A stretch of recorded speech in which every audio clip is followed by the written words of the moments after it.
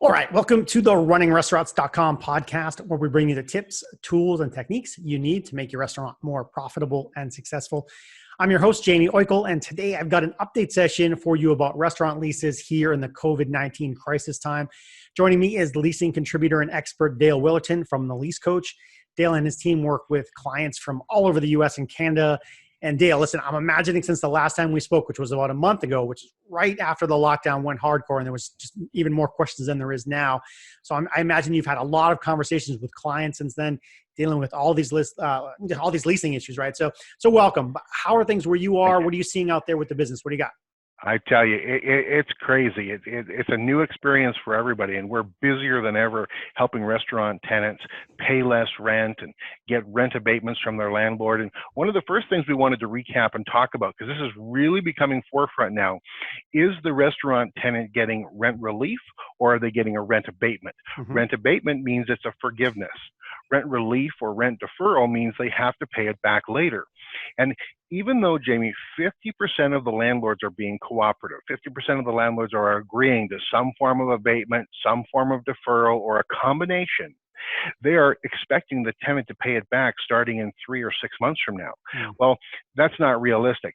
Right across the country, the restaurants are in different situations because of where the pandemic hit. And so even though some of them might get back to work fairly soon, others haven't peaked yet. Other states haven't peaked yet, right? So it's going to be, everybody's going to go through exactly the same thing, and they're going to have the same conversations with their landlords, but it's going to be at different times. And here's the real problem. Landlords and tenants are being short-sighted. They think that as soon as their doors reopen, it's back to normal. It's not going to be back to normal. We're going to see 10 to 20% of all restaurants permanently close. Okay, so the good news is there will be more restaurant customers for the restaurants who are able to reopen.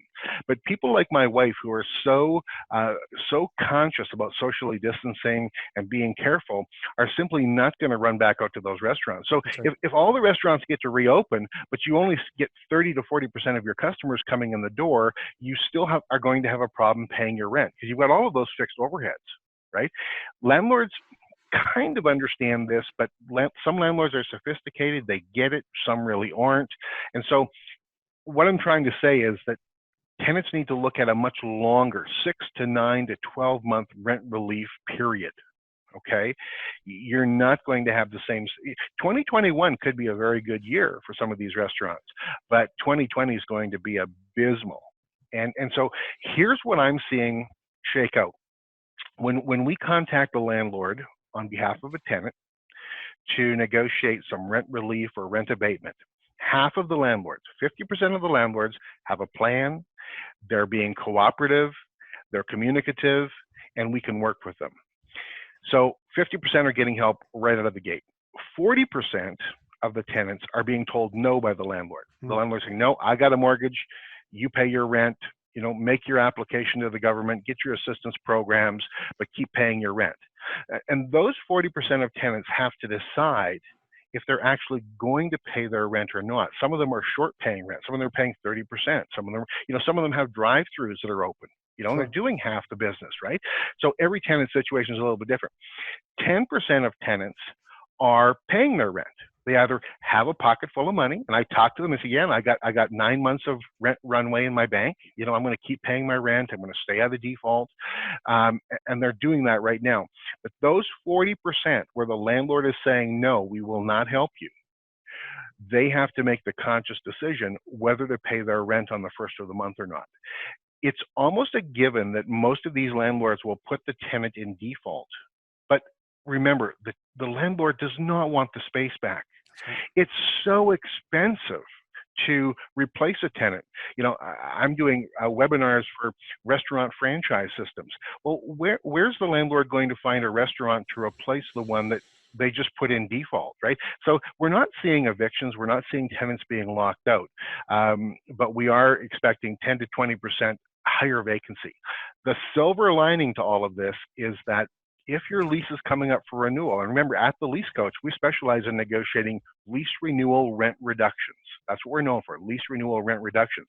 The market rent 2 months ago was much higher than what the market rent is going to be when your lease comes up for renewal. So the silver lining might be that your rent goes way down if you negotiate it properly. You may need some help on that. I mean, not every tenant is. Some tenants run wonderful restaurants and they're great cooks and they're good operators, but when it comes to facing off with their landlord, they just don't have it. That's right. Right. So right now, one of the packages we introduced was a $1,500 rent assistance package for our clients. So a lot of our repeat clients, a lot of our existing clients, new restaurant tenants are coming forward, and we're charged $1,500 to approach their landlord on their behalf and negotiate for some rent reduction.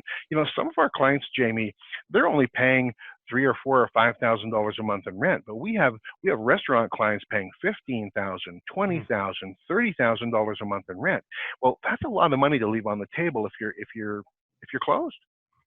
Listen, man, you just covered a lot of stuff right there. I want to go back to the part where I think you're right. First of all, that there's going to be 10 to 20% that just can't make it back for any number of reasons. And that's going to, like you said, increase the vacancies and therefore decrease the willingness to create evictions and so forth. Because there's not going to be anybody new raising their hand to say, let me get into the business. So, but what I wanted to go back to is you said, 6 to 9 to 12 month program. And that's really probably how you should think about it, because it's not going to zap back to normal business levels. So the income's going to be coming in slowly.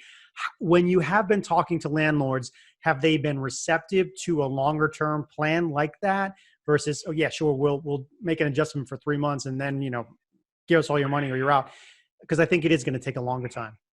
Almost every landlord that's cooperating only wants to look 60 days in advance. They only want to do 2-month plans. Okay. And so here's the important thing. Once you negotiate with the landlord, you come to a verbal understanding. This is what my rent's going to be, or I get to defer it, or I get to abate it. And they generate a lease amending document, right?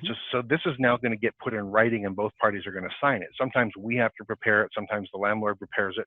But it's really important that document doesn't come back end loaded with all kinds of things like, well, now once you sign this one, you don't get to come back to the trough. You don't get to come back again, because you are going to need to come back again, especially if there's a second wave. And I'm predicting a second wave. Okay. So sometimes these lease amending agreements, maybe the tenant has no personal guarantee, and it says, well, now if you default during the rest of your lease term, you got 4 years left. If you ever miss a rent payment during the next 4 years, all that rent that Dale negotiated to be abated has to be repaid. So those are the back end things that are loaded. But definitely it's going to be a 9-month program here. And what else is going to happen, Jamie, is the average tenant is on a 5-year lease term. Okay. And when we see a restaurant close, we're driving around, whether I'm in Texas or California or New York, and I'm driving around and suddenly I say, hey, that restaurant's closed. Last week it was open, this week it's closed. That's one of two things. Maybe they just didn't make it and they went broke, or maybe they simply did not renew their lease. They completed the contract, they went right to the end of their lease term, but they said, we're not making money. The landlord thinks the rent should go up. We're just coming out of a pandemic. We need the rent to go down, and they don't renew. So there's going to be a tremendous amount of additional restaurant space that comes on the market, not because tenants went broke, but because they chose not to continue doing business in that location. And, so we're going to see that unfold. 20%, there's 600,000 restaurants or plus that amount in America. 20% of them are coming up for renewal every year. So we're going to see a ton of space come back on the market from tenants who just didn't renew. And of course, they couldn't sell their restaurant. There was no buyers at this point. That's so right.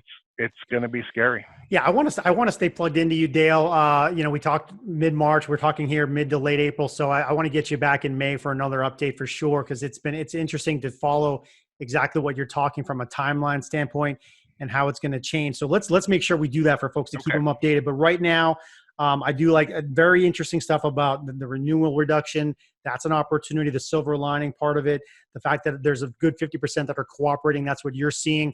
So if folks do want to get in touch with you, what's the best way to do that? I want them to go to the website, theleasecoach.com. When you go to my website, you'll see my 330-page For Dummies book. You can fill out a form, request a free book, request a free consult, and we'll talk about it. There's no charge just to talk to me. Right now we're almost at capacity. So many tenants are coming forward wanting help.